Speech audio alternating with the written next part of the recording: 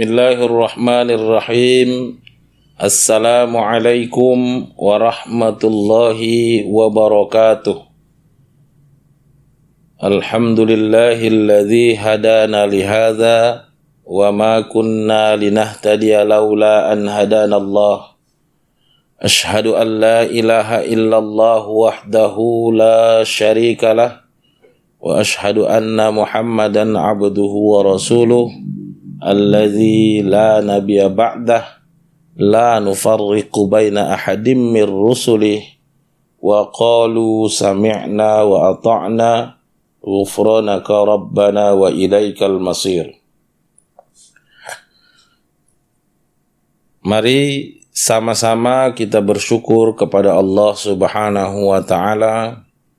Hari ini kita masih dipertemukan dalam rangka syiar Jumat pada Rei Bingkai Trans Dakwah Jumat tanggal 25 Februari 2022. Mudah-mudahan kita benar-benar menjadi hambanya yang bersyukur, hamba-hambanya yang menghargai apa yang diberikannya kepada kita semua. Insya Allah akan diberikan dilipat gandakan nikmat itu kepada kita semua. Amin ya rabbal alamin. Salawatu wassalam kita sanjungkan kepada junjungan kita Nabiullah Muhammad Rasulullah sallallahu alaihi wasallam. Allahumma salli wa sallim wa barik alaihi. Mari sama-sama kita bersalawat. Mari sama-sama kita mendukung sunnahnya. Sama-sama kita maksimal mengikuti apa yang telah dicontohkannya kepada kita semua. Insya Allah kita akan mendapatkan syafaat di dunia sampai ke akhirat kelak. Amin ya rabbal alamin. Saudara-saudaraku, sahabat Rei Bingkai Trans Dakwah yang dimuliakan Allah Subhanahu wa taala. Kali ini kita akan mengulas sesuatu yang dalam waktu dekat kita lihat dari tanggal Masehi itu tanggal 28 Februari nantinya itu kita kenal sebagai peringatan Isra Mi'raj Nabi Muhammad sallallahu alaihi wasallam. Ya, mudah-mudahan kajian kita kali ini lebih memberikan wawasan kepada kita, lebih merekonstruksi pemikiran-pemikiran kita, menata bangunan atau mengulang bangunan itu kembali untuk bisa lebih mendekatkan pemahaman kita yang tidak hanya berhenti pada persoalan cukup meyakini saja. Namun ada bukti-bukti yang bisa menjadi satu fakta, menjadi satu bukti yang konkret bahwa lebih mendekatkan kita, pemahaman kita bahwa peristiwa Isra Mi'raj itu benar-benar terjadi dan dia bisa dibuktikan secara ilmiah. Saudaraku, sahabat Rei Bingkai Trans Dakwah yang dimuliakan Allah Subhanahu wa taala, dalam hari ini kita perlu mempertegas bahwa rujukan yang paling otentik dari semua fakta, dari semua yang menjadi sebuah peristiwa yang terjadi adalah di dalam Al-Quran. Untuk selanjutnya nanti bahwa bahagian-bahagian yang lain, bahagian ada kitab yang ditulis, bagian yang ada sesudah Al-Quran menempati posisi sebagai perinci atau menempati posisi sebagai pendukung dari Al-Quran itu, pendukung dari pemaparan Al-Quran itu, sehingga menguatkan Al-Quran itu. Artinya bukan sesuatu yang ditulis selain daripada Al-Quran itu, menjadi posisi yang berdiri sendiri, sehingga meletakkannya menjadi bahagian yang terpisah daripada Al-Quran itu. Saudaraku sahabat Rebingkai Transdakwah yang dimuliakan Allah Subhanahu wa Ta'ala, kita boleh melihat yang pertama penjelasan tentang ini semua di dalam surah Az-Zumar ayat 23. A'udzu billahi minasy syaithanir rajim.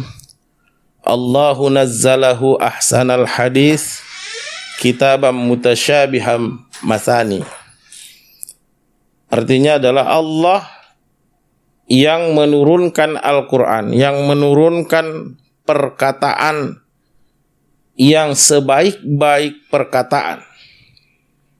Allah yang menurunkan padanya, pada kita, ya, Allah menurunkannya perkataan yang baik, perkataan yang paling baik, ahsanal hadis, sebaik-baik perkataan atau sebaik-baik cerita atau sebaik-baik berita. Kitabam mutasyabiham mathani, yang dibukukan ke dalam kitab, perkataan tadi adalah Al-Quran, yang dibukukan ke dalam kitab mutasyabihah, menjadi satu bahasa ungkapan.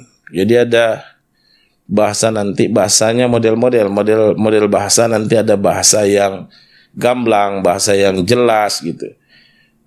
Atau disebut kalau ayat-ayat, ada ayat muhkamat, ada ayat mutasyabihat. Jadi ini adalah mutasyabiham mathani. Jadi kitabam mutasyabiham mathani artinya adalah dibukukan ke dalam kitab dengan satu model bahasa ungkapan yang diulang-ulang, mathani. Jadi ada bahasa ungkapan yang berulang-ulang diceritakan di dalam Al-Quran itu. Namun penekanannya di sini adalah Allahu nazzalahu ahsanal hadis. Allah yang menurunkannya, dalam kurung Al-Quran, atau Allah yang menurunkannya, nya adalah kata ganti Al-Quran, ahsanal hadis, sebaik-baik perkataan, atau sebaik-baik berita, sebaik-baik informasi. Saudaraku sahabat Rebingkai Transdakwah yang dimuliakan Allah Subhanahu wa Ta'ala. Jadi berarti yang menjadi rujukan awal adalah Al-Quran. Untuk yang lainnya, untuk kitab-kitab yang lainnya menjadi penopang atau penguat daripada Al-Quran itu sendiri. Nah, sahabat Rebingkai Transdakwah yang dimuliakan Allah Subhanahu wa Ta'ala, dalam kajian ini kita coba untuk membuka satu bagian, satu ayat di dalam surah Al-Isra yang dicatatkan ayat yang pertama. Allah Subhanahu wa Ta'ala berfirman, A'udzu billahi minasyaitonir rajim. Subhanalladzi asra bi'abdihi lailam minal masjidil harami ilal masjidil aqsa alladzi barakna haulahu linuriyahu min ayatina innahu huwas sami'ul basir.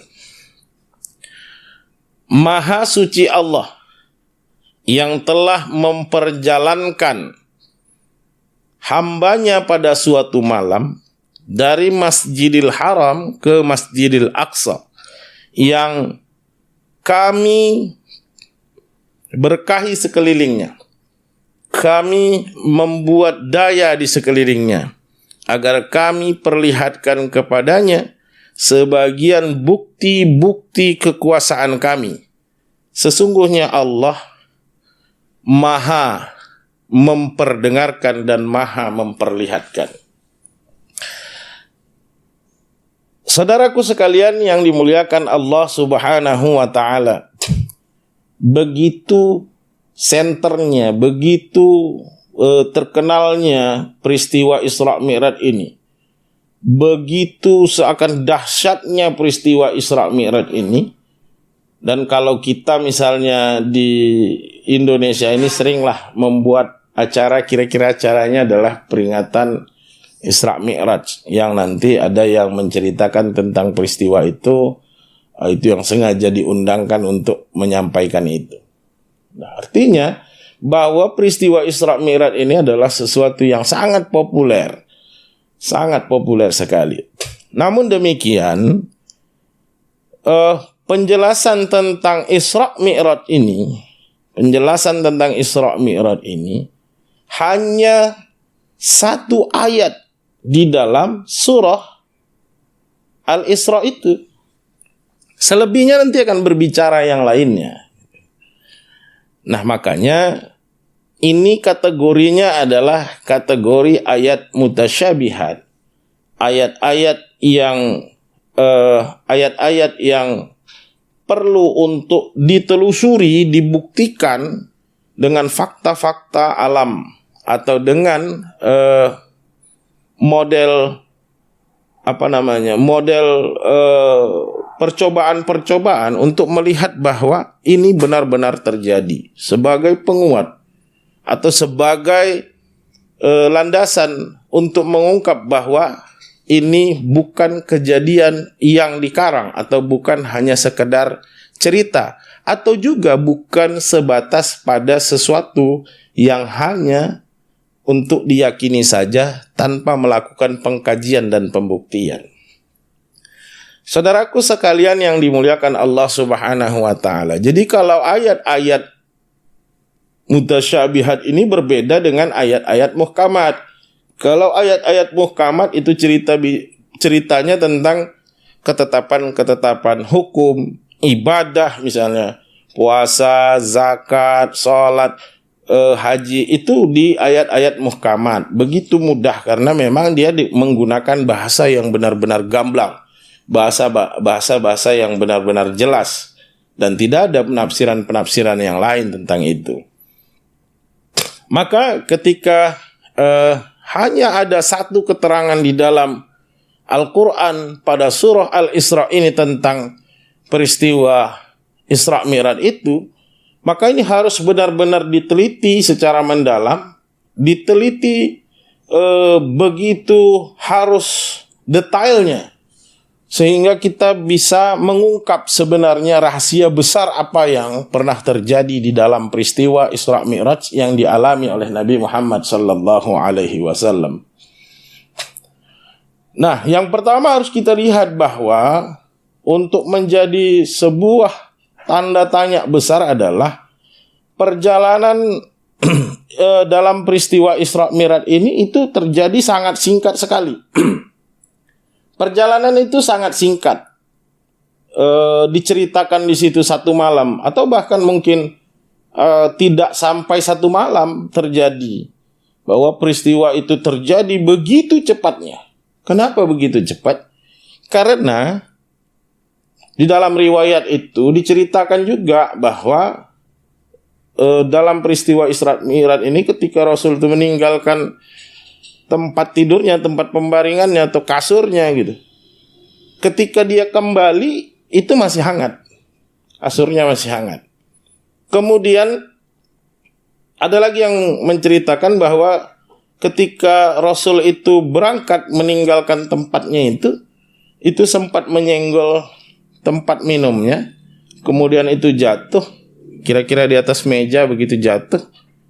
Dan ketika pulang itu airnya masih menetes. Jadi seberapa luar biasa cepatnya pada saat itu. Saudaraku sekalian yang dimuliakan Allah Subhanahu wa taala. Jadi diriwayatkan pula pada peristiwa itu Rasul mengendarai kendaraan. Kendaraannya disebut dengan buraq. Buraq ini asal katanya barkun. Jadi barkun itu artinya kilat. Jadi kendaraan yang dipakai Rasul itu barkun. Namun ada dikisahkan lagi bahwa barkun itu nanti dia sejenis kuda, semodel kuda ya. Tapi dia tidak sebesar kuda. Cuma dia juga kalau nggak sebesar kuda berarti sebesar keledai. Tapi dia juga tidak sekecil keledai. Jadi di tengah-tengahnya itu. Tapi dikatakan di situ memiliki sayap. Kemudian kepalanya kepala manusia yang di dahinya itu ada titik lah. Kalau nanti yang lainnya menggambarkan bahwa di dahinya ada tulisannya Muhammad begitu. Itulah yang dianggap makhluk yang bernama Buraq, dan Nabi Muhammad itu mengendarai itu. Itulah dalam ceritanya, dalam riwayatnya seperti itu. Cuma kalau kita mulai telusuri juga lebih jauh atau melihat referensi-referensi yang lain tentang persoalan kendaraan atau tentang persoalan kuda yang bersayap, kemudian kepalanya kepala manusia, kakinya kaki 4, itu sudah ada sebelum masanya, bahkan sebelum eksistensi kerasulan Nabi Muhammad itu ada, atau sebelum kelahiran Nabi Muhammad itu sudah ada diceritakan legenda-legenda seperti itu. Jadi kalau kita ambil contoh, salah satunya legenda di India yang dia juga menggunakan seperti itu, menggambarkan sosok yang seperti itu, di mana sosoknya itu adalah kuda, kemudian kuda itu bersayap, kepalanya adalah kepala manusia, kakinya kaki 4, dan di dahinya itu ada titik merahnya atau bintik merahnya. Nah, jadi ini kan harus kita kaji lebih dalam, bahwa kalau kendaraan yang dikendarai Rasulullah yang disebut dengan Buraq itu semodel kuda yang punya sayap dan bertubuh manusia, kalau bahkan ada yang lebih jauh lagi digambarkan bahwa itu jenis kelaminnya perempuan gitu. Ini kalau sekarang kemungkinan besar itu sangat tertolak dengan cara pemikiran yang tingkat kesadaran pemikirannya adalah tingkat kesadaran zaman sekarang. Namun perlu juga kita maklumi bahwa kenapa menggambarkan Buraq itu seperti itu? Karena pada saat itu kendaraan yang digunakan itu seperti onta, keledai, kemudian kuda, dan kuda itu adalah kendaraan cepat pada masa itu, kendaraan tercepat pada masa itu. Namun ketika digambarkan bahwa Buraq atau Barkun itu tadi adalah secepat kilat gitu, maka digambarkan kalau kuda saja kira-kira kurang cukup ya, harus ditambahilah sayapnya gitu kira-kira.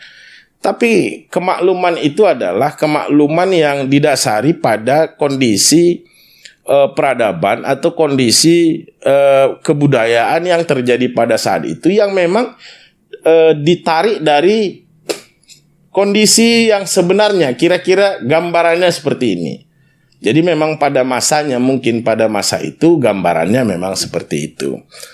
Saudaraku, sahabat Ray Bingkai Trans Dakwah yang dimuliakan Allah Subhanahu wa taala. Baik, kita akan mencoba melihat 8 kata kunci lah ya, 8 clue yang bisa kita lihat pada ayat ini dari satu ayat itu saja. Kita akan mencoba membedahnya satu persatu. Yang pertama adalah Allah Subhanahu wa taala mengungkap dengan memulai kalimat itu dengan sebutan subhanalladzi. Subhanalladzi ini kira-kira dhamirnya itu atau yang menjadi sasaran pembicaraan di situ ada kalimat Allah yang tersembunyi. Jadi subhanallahulladzi, subhanallah alladzi, maha suci Allah yang, seperti itu dia. Jadi ringkasannya adalah subhanalladzi, maha suci Allah yang, atau maha suci dia yang. Jadi kenapa menggunakan kata subhanallah? Jadi kalau sebagian pemahaman ada yang menganggap bahwa subhanallah itu diucapkan ketika melihat sesuatu yang negatif gitu, sesuatu yang negatif. Misalnya ada Gunung Merapi, tiba-tiba meletus Gunung Merapi, oh subhanallah, subhanallah gitu. Kemudian nanti kalau melihat sebuah kekaguman yang luar biasa, dia bilang masya Allah, masya Allah. Artinya ya segala sesuatu sesuai dengan kehendak Allah gitu. Masya Allah itu digunakan. Tapi juga demikian bahwa subhanallah itu juga tidak hanya menceritakan persoalan-persoalan atau diungkapkan pada saat melihat sesuatu yang negatif. Melihat sesuatu yang luar biasa pun itu bisa dimaknai dengan caranya dengan mengucapkan subhanallah. Secara ringkas artinya adalah Maha Suci Allah.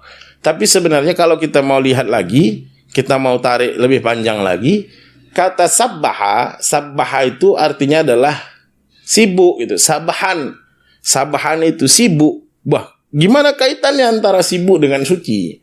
Jadi artinya bahwa alam semesta secara organis dan biologis itu beredar sesuai, artinya berbuat ya, berbuat terus menerus, itu sibuk namanya. Sibuk berbuat menurut perintahnya Allah gitu. Jadi apa yang terjadi ini adalah membuktikan kesucian dari Allah sehingga alam itu, makhluk itu bisa bergerak semuanya sesuai dengan apa yang diperintahkan Allah. Dengan seperti itu membuktikan tentang kesucian Allah itu. Subhanalladzi asra. Ya, kalau kayak gitu berarti subhanalladzi ini adalah menjadikan satu kalimat kekaguman bahwa peristiwa itu benar-benar terjadi luar biasa dahsyatnya. Kenapa menjadi luar biasa dahsyatnya? Nanti kita buka di ujung mungkin. Itu yang pertama, bahwa ini dibuka dengan kata subhanalladzi. Kemudian yang kedua adalah asra. Asra ini artinya jalan. Asal katanya dari saro. Saro itu artinya berjalan malam. Memang asro itu sudah mengungkapkan bahwa perjalanannya malam. Nanti kok sudah disebut asro, kenapa ada lainan lagi? Nah, ini nanti akan kita kupas. Jadi saro itu artinya berjalan malam. Sedangkan asro itu satu kata yang nanti akan menunjuk ada objeknya. Sudah berubah dari kata saro menjadi asro, ada tambahan alif, maka dia menjadi ada objek yang diceritakan di sana, yaitu menjadi subhanalladzi asra. Maha suci Allah yang telah memperjalankan. Nah, ini memperjalankan berarti ada yang dijalankan. Ada pelaku yang melakukan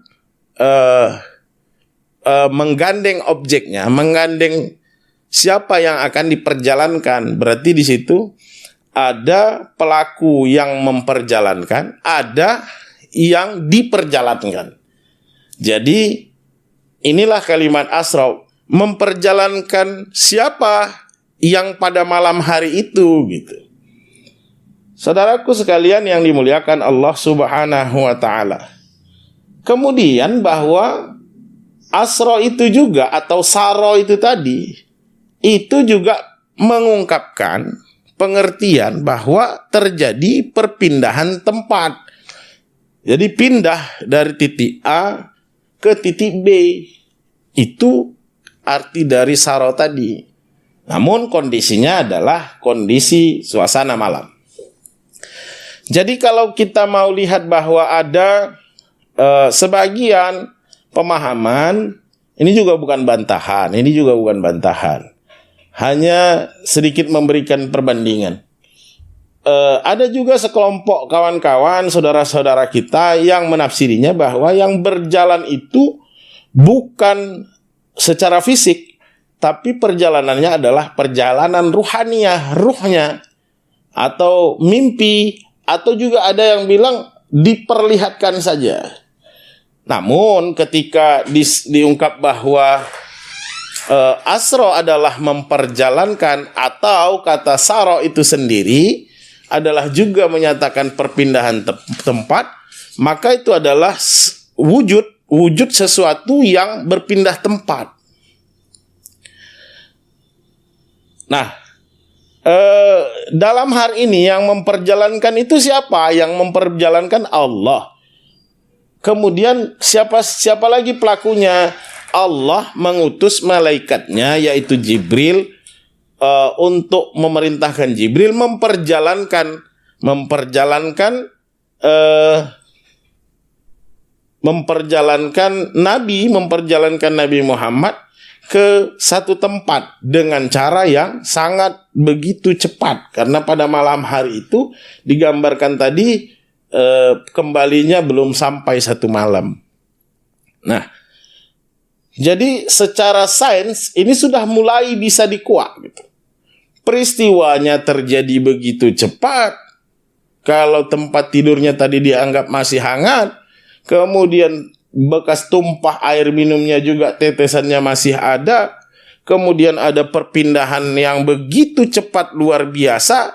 Ini mulai dikuak oleh para ahli sains. Udah mulai dikuak.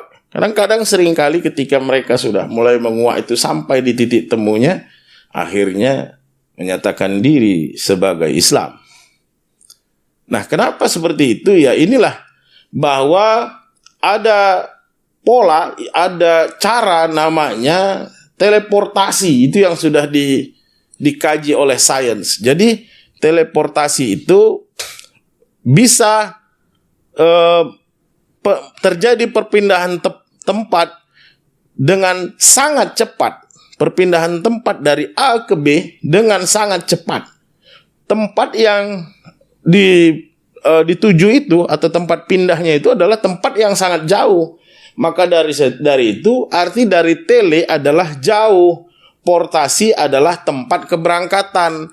Jadi kalau bahasa kita terbalik lah ini, aturan tempat berangkat sampai ke tempat yang jauh gitu ya. Tapi maknanya jelasnya seperti itu, bahwa peristiwa antara dari titik awal kemudian ke titik yang terjauh itu bisa dilakukan dengan sedemikian kuatnya, sedemikian kencang, sedemikian cepatnya dengan pola atau penemuan cara teleportasi itu oleh para sains. Saudaraku, sahabat Rebingkai Transdakwah yang dimuliakan Allah Subhanahu wa taala.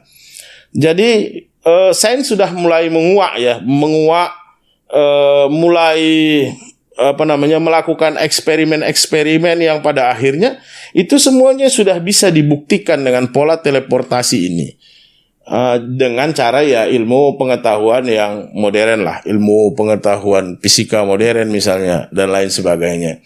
Saudaraku sekalian, sahabat Rebingkai Transdakwah yang dimuliakan Allah Subhanahu wa taala. Subhanalladzi asra, Maha suci Allah yang telah memperjalankan abdihi, hambanya. Nah, ini yang juga mungkin sering kita dengar, bahwa yang mengakui hamba ini adalah Allah. Dia diakui bahwa Nabi Muhammad itu adalah hambanya, diakui. Kalau kita ini sekarang, kita yang ngaku-ngaku, belum tentu juga kita diakui. Misalnya lah, itu selalu tuh kalau di Facebook atau di story WA-nya seringkali, ya Allah, aku hambamu, gitu kan, misalnya seperti itu ya. Aku hambamu, aku mohon ini ya Allah, gitu. Ya Allah, tolonglah hambamu ini ya Allah. Salah? Enggak juga, bukan berarti salah. Tinggal lagi persoalannya, kita yang mengaku hamba, apakah kita diakui sebagai hamba? Ini belum tentu gitu. Belum tentu dalam arti bahwa sampai di levelnya gitu. Jadi yang dipilih oleh Allah melakukan perjalanan ini, karena ini diperjalankan gitu, maka ini haknya Allah memilih siapa sebenarnya yang akan diperjalankan itu. Pada levelnya adalah level hamba. Abdihi, levelnya level hamba. Kira-kira ada yang tahu bagaimana level hamba itu? Level hamba itu adalah manusia atau orang yang tunduk dan patuh, melaksanakan semua yang diperintahkan oleh Allah tanpa ada bantahan. Inilah level hamba. Jadi benar-benar melakukan semua perintahnya, tidak ada bantahan sama sekali, tidak ada tawar-menawar sama sekali. Jadi kalau kita mau melihat bahwa pada peristiwa Isra Mi'raj ini nantinya sampai kepada langit ketujuh, Rasul sampai kepada langit ketujuh, kemudian sampai di Sidratil Muntaha, menerima perintah sholat yang katanya dinyatakan di situ 50 waktu selama 1 hari semalam. Ketika turun dari langit ke-7, jumpa dengan Nabi Musa, kemudian Nabi Musa bilang, berapa? Nerima waktu sholatnya? Sholatnya berapa kali 1 hari, 1 malam? 50 kali Nabi Musa, gitu kira-kira itu. Waduh, nggak tahan ya Muhammad. Udah minta sana gitu, minta sana kita inilah minta kurangi gitu. Kemudian Nabi naik lagi ke atas gitu, naik lagi ke atas ke langit ke-7, kemudian minta lagi dikurangi 5 jadi 45. Sampai di situ ketemu lagi dengan Nabi Musa. Kemudian Nabi Musa bilang lagi seperti ini, enggak tahan umatmu Muhammad.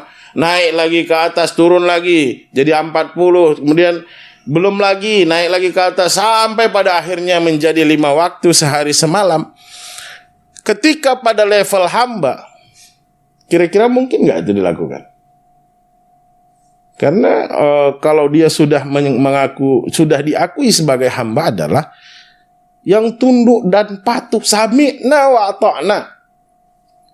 Gak ada lagi cerita mengukurnya dari sisi mana gitu. Bahwa ketika sudah sampai kepada level hamba, Allah akan memberikan sesuai dengan porsinya, dengan keadilan dari Allah Subhanahu wa ta'ala. Ini bukan juga bantahan kepada kawan-kawan, tapi ayo coba kita berpikir secara lebih konstruktif lah, lebih konstruktif tentang hal ini. Walaupun ini memang masih terjadi perbedaan pendapat antara itu benar terjadi permintaan dikurangi jumlah sholatnya atau tidak, ini juga masih terjadi perdebatan. Tapi pada intinya saya berpikir bahwa ketika abdihi yang disampaikan di sana adalah abdihi, maka abdihi tidak pernah akan melakukan bantahan apapun. Apalagi tawar-menawar yang itu dilakukan dari langit ke-7 ke bawah, kemudian naik lagi ke langit ke-7 itu selama 9 kali. Saudaraku sahabat Rebingkai Transdakwah yang dimuliakan Allah Subhanahu wa taala. Jadi ada juga yang kira-kira agak janggal. Di situ juga diceritakan riwayatnya bahwa Nabi Muhammad itu ketika di Sidratil Muntaha bertemu dengan Allah langsung. Dan ketika dilihat bahwa sosoknya sangat kecil. Jadi bertemu dua sosok ini, sosok Rasulullah kemudian bertemu dengan sosoknya Allah, dan katanya di situ adalah sosoknya sangat kecil. Ini juga harus melalui pengkajian yang harus lebih matang lah. Harus lebih matang bahwa cerita-cerita itu juga banyak dituliskan ketika Nabi Muhammad sudah tidak ada. Kemudian itu dituliskan dan tidak terkonfirmasi atau tidak terkonfrontasi dengan terkonfrontir oleh Nabi Muhammad SAW untuk membuktikan bahwa itu adalah cerita atau riwayat yang benar. Saudaraku sahabat Rebingkai Transdakwah yang dimuliakan Allah Subhanahu wa taala. Jadi subhanallazi asra bi 'abdihi lailan. Jadi maha suci Allah yang telah memperjalankan hambanya, maha suci Allah yang telah memperjalankan pada malam hari hambanya di suatu malam. Lailan, di suatu malam. Jadi maksudnya gimana? Kalau udah jelas asra itu berjalannya malam, iya. Kemudian lailan, pada suatu malam, artinya membuktikan bahwa itu malamnya tidak seluruh malam bisa terjadi, atau malamnya malam tertentu yang ditentukan oleh Allah Subhanahu wa taala. Jadi perjalanan itu memang terjadinya malam, tapi malamnya sudah ditentukan. Artinya juga bahwa tidak berlaku untuk setiap malam gitu. Dan walaupun dia Nabi Muhammad SAW, kejadian itu sudah terjadi, belum tentu dia bisa mengulanginya lagi, karena itu semuanya adalah asra, diperjalankan oleh Allah Subhanahu wa taala. Jadi bahkan itu ya terjadinya itu tidak sampai satu malam gitu, tidak sampai satu malam, hanya sebahagian malam saja. Kemudian minal masjidil harami ilal masjidil aqsa. Jadi subhanallazi asra bi 'abdihi lailan minal masjidil harami ilal masjidil aqsa. Jadi kalau kita mau lihat bahwa ini ada perpindahan disebut Masjidil Haram, minal Masjidil Haram, dari Masjidil Haram ilal Masjidil Aqsa, ke Masjidil Aqsa. Al Masjidu artinya adalah yang menyatakan tempat, ya, itu zaman makan, ya, isimnya zaman makan. Kemudian dia yang menyatakan tempat sujud. Masjidil Haram ilal Masjidil Aqsa. Ini juga saya mengajak kepada yang lainnya untuk berpikir. Saya juga tidak akan menyimpulkan ini, bahwa kita menganggap minal Masjidil Haram adalah peristiwa vertikal dan horizontal, bahwa peristiwa terjadinya Isra Mi'raj itu minal Masjidil Harami ilal Masjidil Aqsa, dari Masjidil Haram ke Masjidil Aqsa yang ada di Palestina. Tapi ini pada saat penurunan ayat ini yang diceritakan seperti ini, itu di wilayah Palestina itu belum berdiri Masjidil Aqsa-nya. Baitul Maqdis ada, tapi itu apakah digunakan untuk umat Islam pada saat itu? Tidak. Jadi harus kita usut lagi. Kita usut bahwa kata Aqsa adalah sangat jauh. Gitu. Apa bukan ketika dikatakan bahwa subhanallazi asra bi 'abdihi lailan minal masjidil haram, benar berada pada Masjidil Haram ilal Masjidil Aqsa. Masjid, tempat sujud yang paling jauh. Jadi tempat sujud yang paling jauh itu, apakah itu sudah pasti adalah Masjidil Aqsa yang ada di Palestina, yang pada saat itu masih berbentuk Baitul Maqdis? Bahwa pendirian Masjidil Aqsa itu abad ke-7 Masehi, itu pada pemerintahan Umar bin Khattab. Jadi pada peristiwa ini belum ada di Palestina itu Masjidil Aqsa. Kemudian tempat sujud yang paling jauh, ya, Masjidil Harami ilal Masjidil Aqsa. Namun di situ yang mau kita tangkap adalah ada perpindahan tempat. Perpindahan yang pertama, di mana Rasulullah itu memang tinggal di Masjidil Haram atau di sekitaran Masjidil Haram. Kemudian pindah memasuki atau sampai kepada Masjidil Aqsa. Saudaraku, sahabat Rebingkai Transdakwah yang dimuliakan Allah Subhanahu wa taala. Untuk kemudian makanya berpikir lagi gitu, berpikir lebih dalam lagi. Jangan-jangan ini Muhammad ini gila ini. Nabi Muhammad itu gila gitu. Mereka menganggap seperti itu. Udah kebanyakan ngayal ini orang gitu. Kira-kira begitulah. Karena ada sesuatu. Dia ceritakan bahwa dia naik ke langit gitu. Sementara alat transportasi pada saat itu yang ada ya hanya kuda, unta, keledai. Yang paling cepat itu adalah kuda. Ini omong kosong, ini cerita naik ke langit ke-7 gitu, tapi menggunakan kuda gitu. Nah, ini dianggap gila gitu. Kenapa kok dianggap gila? Iya, karena memang menyalahi. Nah, padahal disinilah justru menjadi titik awal revolusi teknologi. Revolusi teknologi yang memberikan satu tanda tanya ke depan itu. Apa yang sebenarnya terjadi, dan pada akhirnya mendongkrak atau menjadi motivasi untuk orang-orang setelah Nabi Muhammad SAW itu mengkajinya lebih dalam. Jadi maka ini peristiwanya ketika paginya Rasulullah SAW bercerita kepada masyarakat Mekah pada saat itu.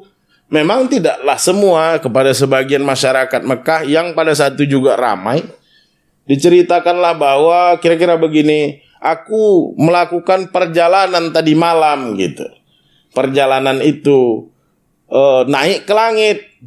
Apa yang disebut oleh Abu Jahal? Pada saat itu ada Abu Jahal di situ. Wahai Muhammad, kalau memang kau benar melakukan perjalanan naik ke langit, mereka udah aneh ini cerita naik ke langit. Enggak juga, karena memang Nabi Ibrahim juga pernah melakukan perjalanan ke langit. Jadi gini aja, kalau memang kau benar naik ke langit, berarti kan terbang nih. Coba angkat kakimu yang sebelah kanan. Kemudian angkatlah kakimu yang sebelah kiri. Pasti kau jatuh. Gitulah kira-kira sanggahan yang dilakukan oleh Abu Jahal untuk menyatakan bahwa ini Muhammad tidak benar. Pada saat itu, orang yang sudah mulai merasa yakin kepada Nabi Muhammad di awal, sebelum dia ceritakan ini, orang yang sudah mulai simpatik dengan apa yang disampaikan oleh Nabi Muhammad, atau kita boleh katakan bahwa dia sudah beriman setengah-setengah, ada yang sudah hampir matang gitu, ada memang yang sudah matang, akhirnya terbelah gitu.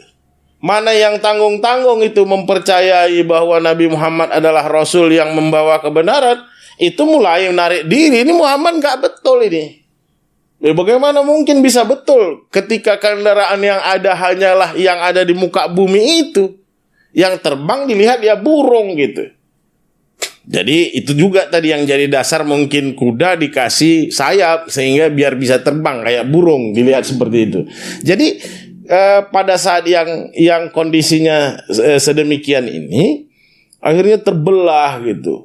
Dan sulit sekali orang bisa mempercayai itu. Akhirnya mulai ada orang yang mulai mengguit-guit ke Abu Bakar, kemudian bertanya kepada Abu Bakar. Kira-kira begini, hei Abu Bakar, tuh Muhammad udah gila tuh. Kenapa? Dia bilang dia naik ke langit. Kemudian Abu Bakar mengawali kalimatnya dengan berbahasa bahwa apakah yang mengatakan ini adalah Muhammad? Iya. Kalau itu yang menyatakan Muhammad, maka aku percaya itu benar. Kalau benar itu yang menyatakan adalah Muhammad, maka itu benar. Nah ini oleh karena seperti inilah pernyataan Abu Bakar, dia mendapat gelaran As-Siddiq. Makanya Abu Bakar As-Siddiq. Tapi ada juga yang menafsirinya bahwa Abu Bakar tidak melakukan apa-apa, tidak melakukan kajian apa-apa, dia tidak mempunyai dasar apa-apa, hanya perlu yakin doang. Dengan keyakinan kemudian dia nyatakan bahwa itu benar. Oh tidak seperti itu. Kenapa? Karena Abu Bakar mengawali katanya adalah apabila yang menyatakan ini adalah Nabi Muhammad, maka itu benar. Kenapa demikian? Karena Abu Bakar ini memang teman sepermainan, kawan akrab dari kecil, dan mereka tahu bagaimana Nabi Muhammad itu dia tidak pernah mau bohong. Sama sekali tidak mau pernah bohong. Makanya gelarannya adalah Al-Amin. Al-Amin dalam arti adalah orang yang sangat jujur, orang yang bisa dipercaya.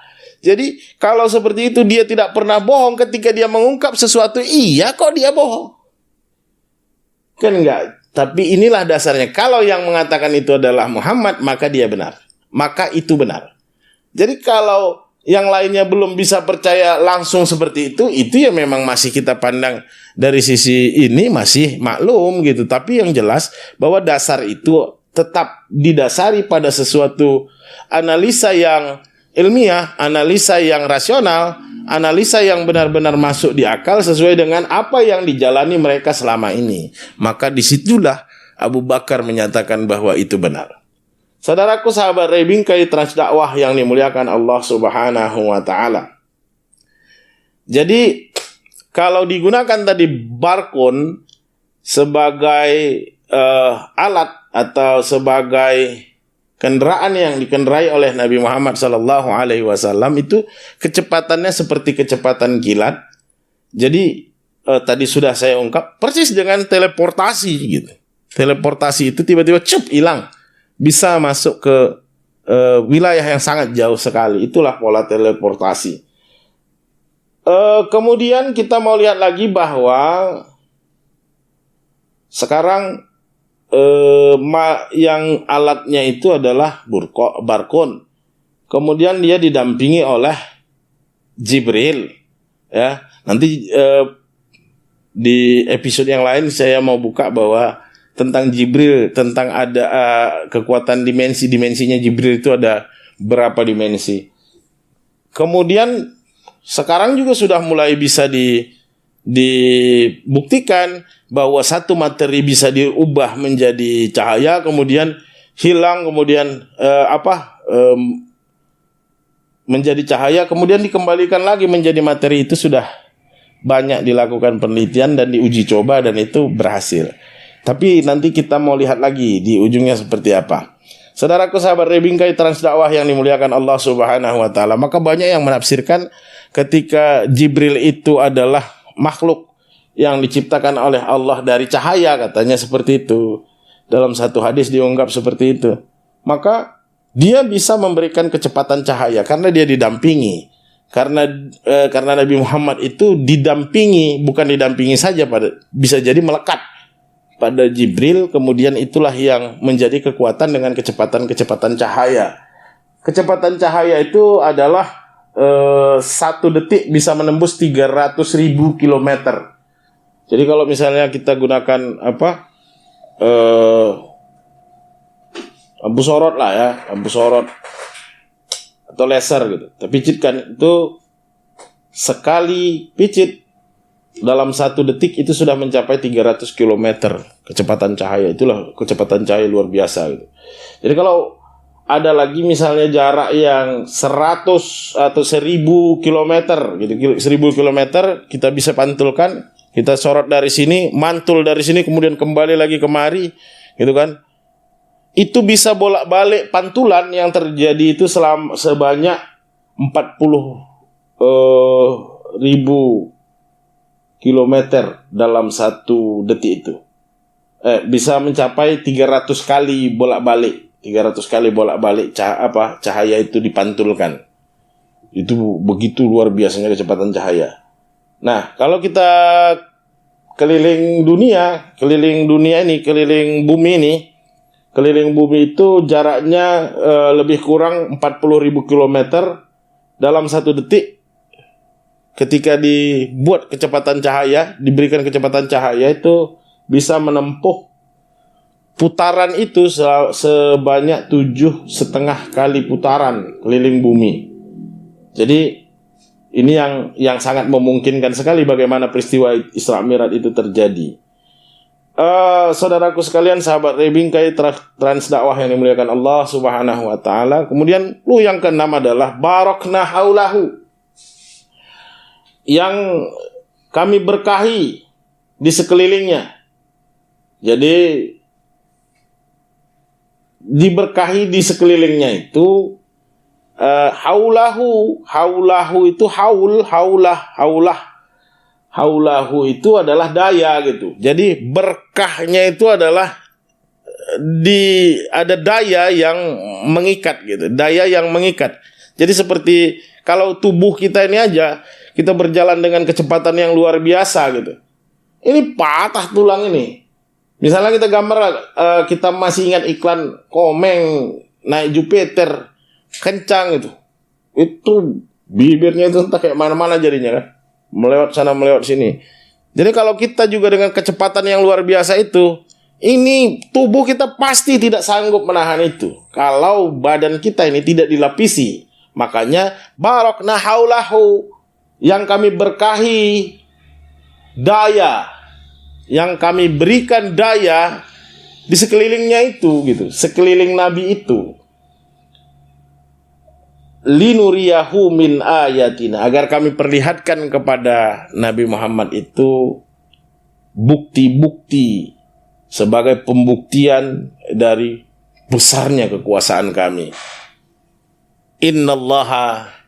Innahu huwas sami'ul basir. Sesungguhnya Allah as-sami'ul basir. Sami'ul basir adalah Maha mendengar dan memperdengarkan, Maha mendengar yang memperdengarkan. Sehingga memberikan kepada Nabi Muhammad itu pendengaran. dari yang diperdengarkan oleh Allah itu, kemudian memberikan Nabi Muhammad itu dengan kekuasaan Allah yang maha melihat itu untuk memperlihatkan bukti-bukti yang telah ditunjukkan oleh Allah Subhanahu wa ta'ala. Kenapa demikian? Karena pada saat itu adalah dia dicatatkan dalam riwayat tahun duka cita, di mana orang-orang yang begitu gigihnya menjadi garda terdepan pendukung dakwah dari Rasulullah sallallahu alaihi wasallam dari sisi keluarganya, yaitu pertama pamannya, yakni Abu Thalib, meninggal dunia. Tak lama, selang beberapa lama, kemudian meninggal Khadijatul Kubra, yang begitu menghabiskan, begitu siap seluruh jiwa dan raganya, harta benda dihabiskan untuk perjuangan dakwahnya Rasulullah sallallahu alaihi wasallam. Ini meninggal. Bagaimana benturan yang dihadapkan, benturan batin yang dihadapi oleh Rasulullah sallallahu alaihi wasallam. Jadi, sampai demikian bingungnya, sedangkan amanah yang diemban oleh seorang hamba tadi itu sudah begitu luar biasanya, masih ada orang-orang yang begitu dekat dengan dia menyokong dakwahnya, walaupun pamannya belum menyatakan diri sebagai orang yang beriman, mengimani apa yang dibawa oleh keponakannya, tapi tidak ada yang berani menyenggol Rasulullah itu selama Abu Thalib itu masih ada. Kemudian istrinya Khadijah rela habis 2/3 di Makkah itu adalah hartanya Khadijatul Kubra, habis untuk dakwahnya Rasulullah sallallahu alaihi wasallam. Siap totalitas dalam perjuangan dakwah menegakkan ajaran Allah Subhanahu wa taala. Itu meninggal, bagaimana kondisinya? Dengan demikianlah maka Allah memperjalankan hambanya pada suatu malam. Inilah peristiwa Isra Mi'raj. Saudaraku, sahabat Rebingkai Trans Dakwah yang dimuliakan Allah Subhanahu wa taala, kembali saya pertegas bahwa ini bukanlah memberikan kesimpulan.